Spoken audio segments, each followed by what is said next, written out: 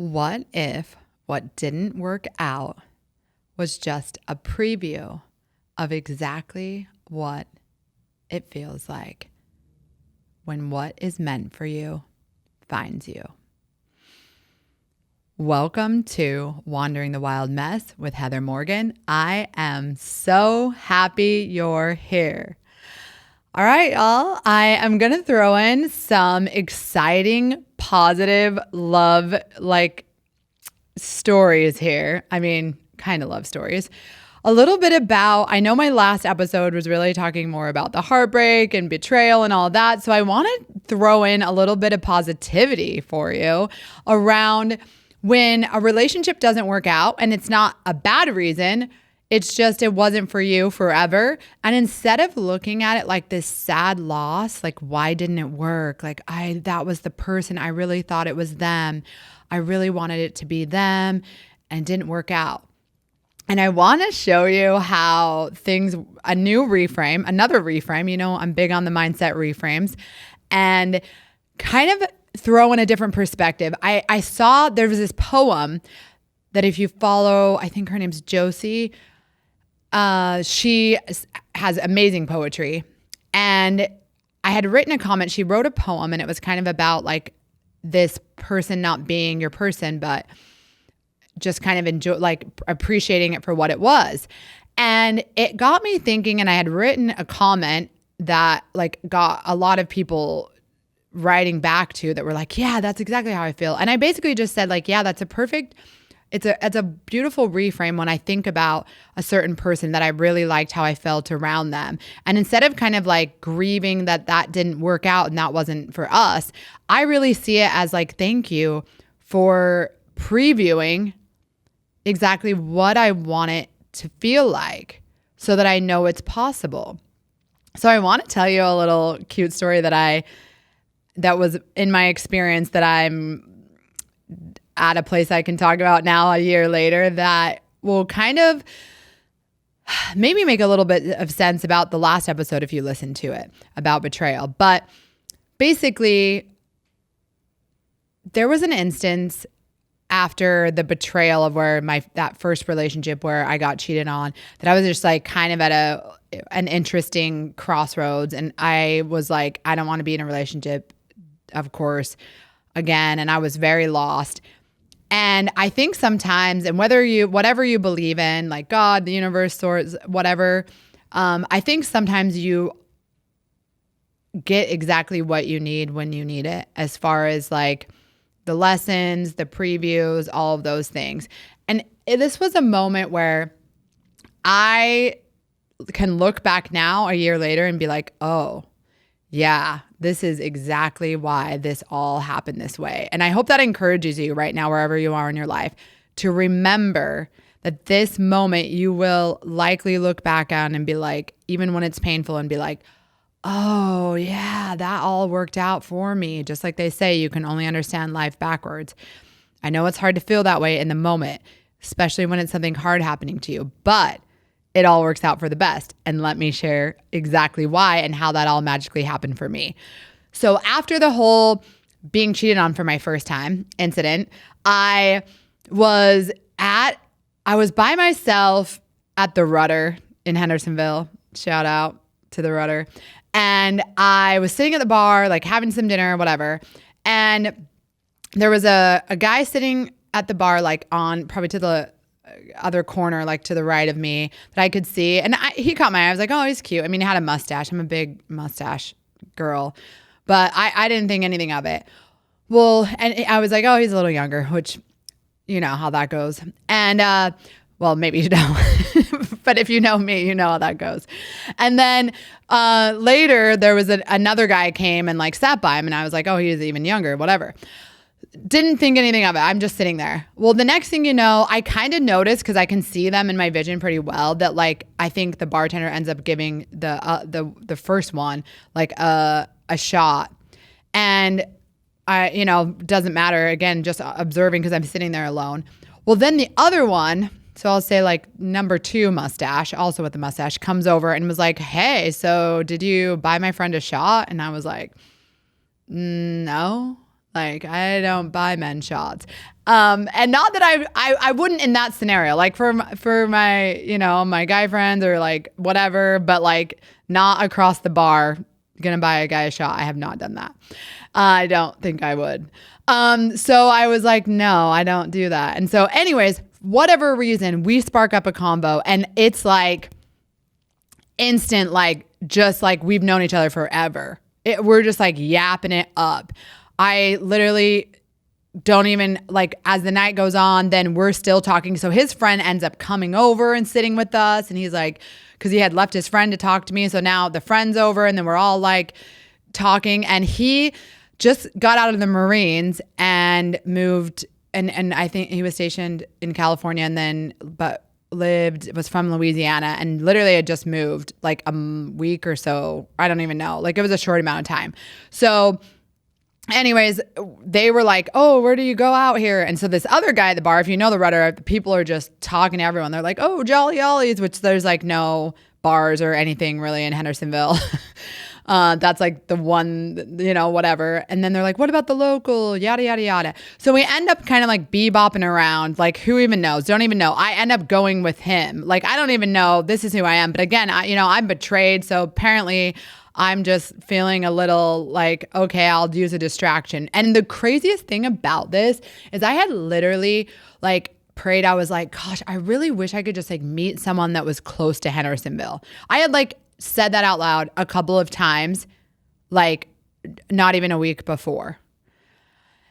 And then literally this man like lived like not even 5 minutes from me.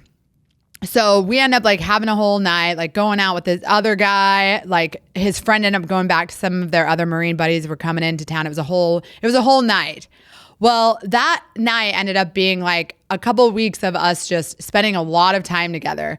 And like, he was like, what are you doing this day? And he was like going to start his job and I was still like on my sabbatical type stuff. And so he's like, let's go golfing. So we were like going golfing, like he was cooking at my house. We were like making fire pits. And it was just this short moment of like togetherness. I even remember like I came over and he lived with the other guy because they had both been ex-Marines and the other one was in longer and he had just got out. So he was just kind of navigating that.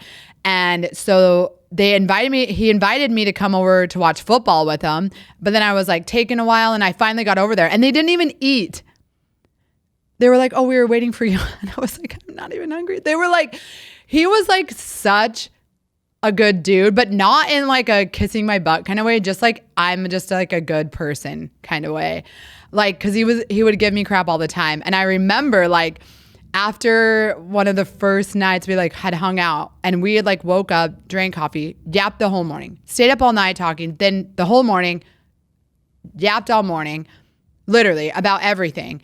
And then he's leaving and he's been gone for like a few hours. And I had mentioned that I have a podcast and he literally sends me a text and it's him with my podcast in his car. And it's like, you thought I'd be sick of hearing you yap by now. So he's like listening to the podcast after we've literally yapped for probably like 10 hours straight. And then he was like, Heather, this is really freaking good. And that's like, you know, and he related from like getting out of the military and starting over and, you know, moving from his home state after. So there was like similarities, so, you know, that he understood. And anyways, that whole experience was the polar opposite of the feeling that I felt in that first relationship. And how I want to kind of break it down to you. And this wasn't a relationship, right? This was just like literally enjoying the company of someone. And I think from the get-go, like I didn't want a relationship. He was a lot younger than me, just got out of the Marines, coming to Nashville, like super cute dude. Like I already knew like he's going to like have a girlfriend in a minute. Cause you can kind of tell he was definitely a girlfriend type, like the kind of man that wants to be in a serious relationship. So again, another one where it wasn't an ego based wanting to be in a relationship. I think that was just where he felt good, is being in a loyal relationship again. So it was like, oh my gosh.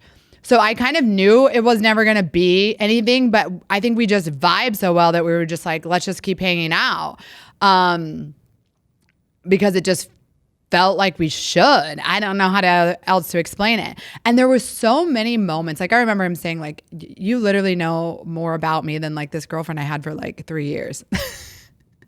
Because we would just talk about everything. And I loved that because I could tell the difference. And this is the contrast that I'm trying to say. And this is why I talk about this as the preview and why I still am learning that you have to open your heart, because you get to see things that you need. Like I knew this wasn't going to be like my like forever love story, but to see this difference and feel this different way with this man that I felt like, wow, this energy is just completely different. How I feel is different. And I remember like this one time we end up going, like he had watched my dog. I was going to a Vols game. He like watched my dog like hanging out. Like, I don't know. There was a lot that happened in this short amount of time that I was spending with this man. But what I want to tell you that was like, this is when I knew, because in that other relationship, I think I had mentioned this before. He said like, well, you're just so nice. It kind of seems fake. And at that moment I knew this man does not know me, know my family, I just don't feel like anyone that truly knows me would even like say that, because they'd know it's not. And that's when again, one of the probably like red flags or my intuition saying this is not it. But, and I'm not saying he couldn't have felt that way. I'm just saying like I'm not seen by you. Well, this man, we'll call him Louisiana Marine. We were at the Rudder. I didn't even want to go.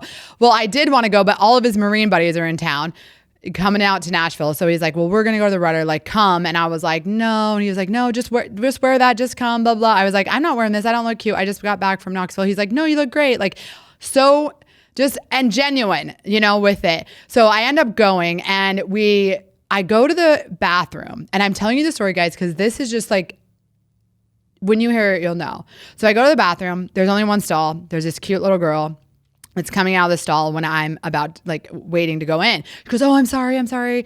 Like I took a while. And I was like, girl, you don't have to apologize. You're fine. I just say that to her. And she's probably like 10. I don't know. So anyways, I go to the restroom, come out. He's there, and as I'm walking towards him and his friends at the bar, the little girl stops me and says, oh, I just want you to know I love your outfit.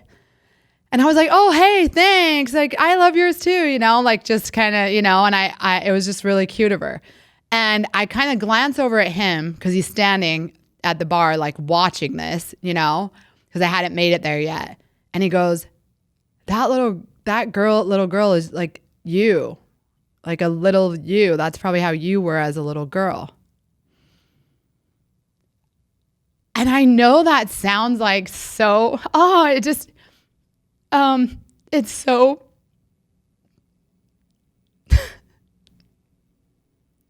dang it. I told the production guy I was not going to cry. It's just when you're seen, and it's not like performative. They're not like trying to win you over. Right. And I think maybe that was part of it, because we both knew it wasn't going to be that. So it was just genuinely seeing me and saying it. And I just don't think, unless you really saw someone, you would even think like that, to even say that. And there was just a number of times that it felt like that. Like even little things, and I'm giving both sides, like whether you're a guy or girl, hope, like people that want you to feel good and want you in their life and like genuinely just care about you without an agenda, without, again, it was never like that with this guy. Like we spent a lot of time together, but it was never even whatever y'all dirty minds are thinking. It never went to that. And so it was more than just,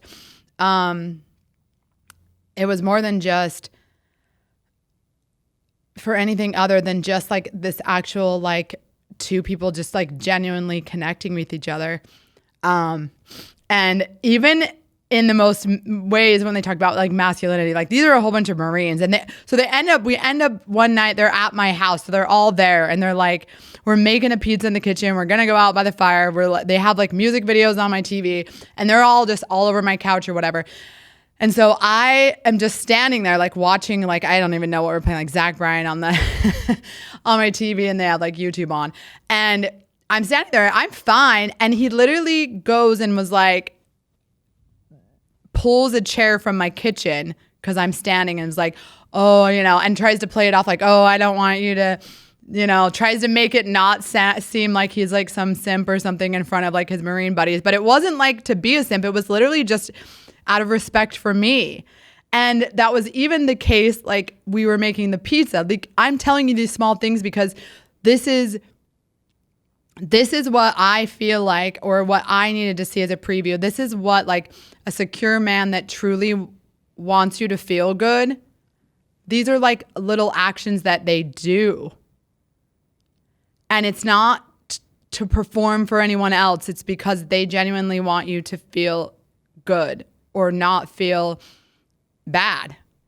And even like this one, and I told my girlfriends this, and they were like, oh yeah. And so as a girl, I think you know this, and men, take note if you don't stop yourself from this, because I just think no one likes this either way.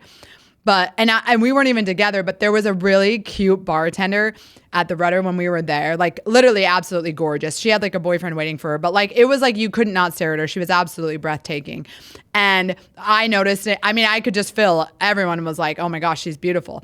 And the one buddy that was single, which was the first mustache man from the original night, they were like, oh, you should have saw her, yada, yada, yada. And as Louisiana Marine was like, oh yeah, she would have been good for you. I won't say his name. Other mustache guy. Like he didn't even want to say she was so hot because I was standing right, like he realized like maybe that wouldn't be kind to be like hyping her up in front of me. And I know that sounds so silly, but it's just those little levels of like respect that feel so safe and felt such a contrast from the feelings that I had in that relationship, as if whatever God was like, here's the contrast. Now you can see why that was never for you. Because these are the things that feel good for you. When a man is doing these things and putting you first and his ego aside, that's what feels good for you. And I want to show you that. I'm not giving it to you right now. This isn't the one. But he's here to show you what you deserve and what's possible, and that it's there. And there were, and the other thing I'll say is that even when I was in that other relationship, I remember I was during my sabbatical, and he was like, well, are you going to go back to corporate? Like, what are you going to do? And I felt like, even though he wasn't being like rude, I felt like he was just kind of trying to determine like if I was worthy, based on like what I was going to do with my career in a sense. And the crazy thing is then in this scenario with this Louisiana Marine, we were hanging out, he was cooking dinner, and my old boss for my corporate job had been talking about getting me back for this project, and it was on speaker, and she was offering me like a good, or they were, talking salary and all these things, and he was there. And prior to that, I had been really excited about my entrepreneur stuff and the podcast and things I was doing, right? But then this offer came to me to go back to my corporate job. And after I got off the phone with her, he was there, and I was like, gosh, I don't know what I'm going to do. Am I going back? I don't know what I think, And he was like, well, obviously, like, that is a great salary and opportunity, but you were so excited when you were talking about your podcast.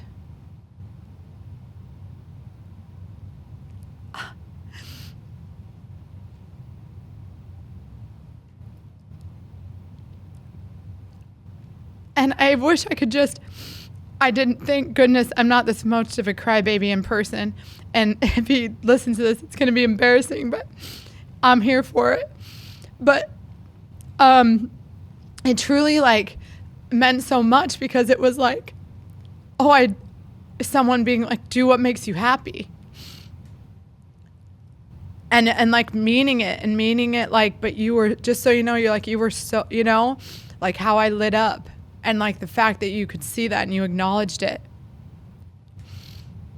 And so I'm saying all these things to say that although like, and then I like, we don't need the whole story, but nothing bad happened. It was just like right after that, he was starting this job. I was going to Utah, and then ironically I had Louisiana for Taylor Swift. And by the time I got back, like I think the ships just sailed, and he had started to talk to someone else, which I'm sure like we weren't together. Like, and I was like, oh, I'm so happy for you. And it was fine. You know, I never thought anything, and I knew he was a loyal guy that wanted a girlfriend, and she ended up being his girlfriend. So like, that's what he wanted. I'm so happy for him. And I knew it wasn't us, but I'm so thankful that I had that experience, because then when this ex-boyfriend tried to re-enter, he was getting done hunting like in Georgia and like drove up through Chattanooga and was like, I'm in Hendersonville, like surprising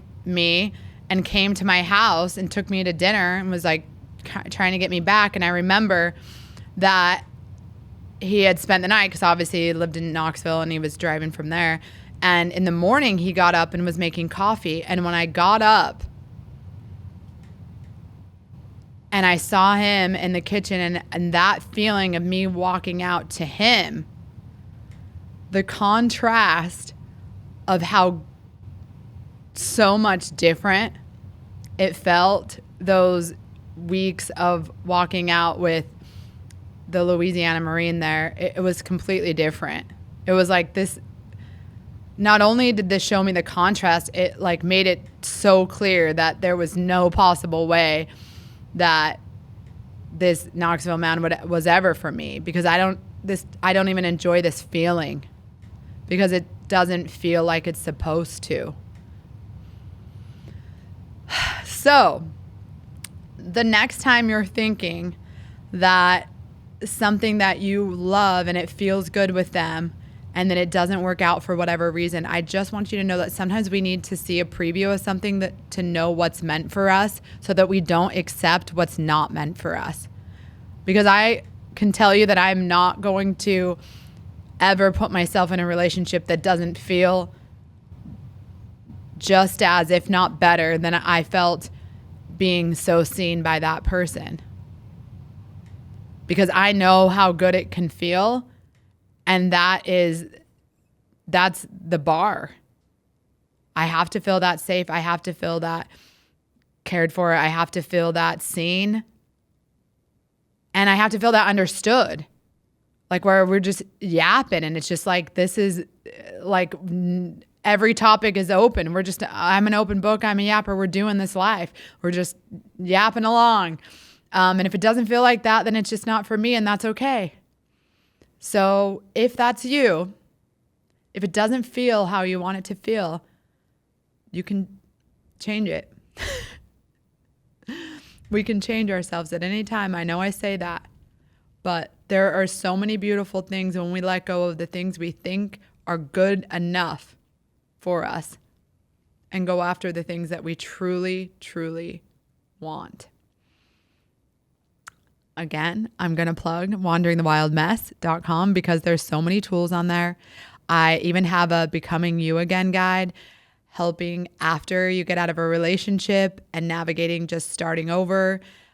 There's so much there for you. Check it out. Make sure if this episode helped you to go give it a 5-star rating. It means so much to me. It helps the podcast so much. And don't forget, We're coming into a time where it's almost a new year. Like, do not bring this old holding on to things that you don't truly love energy into this 2026. This is the time to figure out what you truly want. It's not the only time. You can do it on a random Tuesday in the middle of the year. But if you're one of those people that need, okay, by next year I want it to be different, then now is the time. So don't hold on to things that don't feel good. All right? Thank you for listening to Wandering the Wild Mess with Heather Morgan. You matter.